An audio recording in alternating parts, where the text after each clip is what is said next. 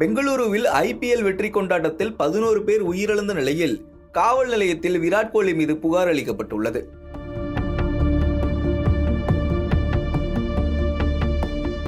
இந்த புகாரை பெற்றுக்கொண்ட போலீசார் முக்கிய விடயத்தை கூறியுள்ளனர்.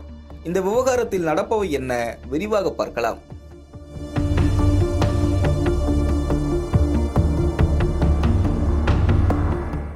பதினேழு வருட தொடர் தோல்விகளுக்கு பிறகு நடப்பாண்டுக்கான ஐபிஎல் கோப்பையை பெங்களூரு அணி கைப்பற்றியது. இதனைத் தொடர்ந்து பெங்களூருவில் கடந்த 4ஆம் தேதி நடந்த வெற்றி கொண்டாட்டம் மற்றும் பாராட்டு விழாவில் லட்சக்கணக்கானோர் பங்கேற்ற முயன்ற போது கூட்ட நெரிசலில் சிக்கி 11 பேர் உயிரிழந்தனர். கோப்பை கனியை ருசித்து 24 மணி நேரத்திற்கு உள்ளாக அரங்கேறிய இந்த பெரும் துயரம் நாட்டையே உலுக்கிய நிலையில் இந்த விவகாரத்தில் ஆளும் காங்கிரஸ் அரசு மீதும் விமர்சனம் எழுந்துள்ளது. போதுமான முன்னேற்பாடு நடவடிக்கை இல்லாததே இந்த பெருந்துயருக்கு காரணம் என்ற குற்றச்சாட்டு எழுந்துள்ள நிலையில் வழக்கு பதிவு செய்துள்ள காவல்துறை விசாரணை செய்து வருகிறது. இந்த விவகாரத்தில் உயிரிழந்த குடும்பத்தினருக்கு அரசு சார்பில் தலா 25 லட்சம் ரூபாய் இழப்பீடு வழங்கப்படும் என்றும் அறிவிக்கப்பட்டுள்ளது.